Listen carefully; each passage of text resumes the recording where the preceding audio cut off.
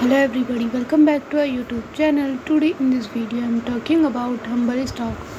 In this video we talk about stock pros and cons and technical analysis and latest news about it. Stock is trading at 0.003 US dollar with 1.59% positive in a day.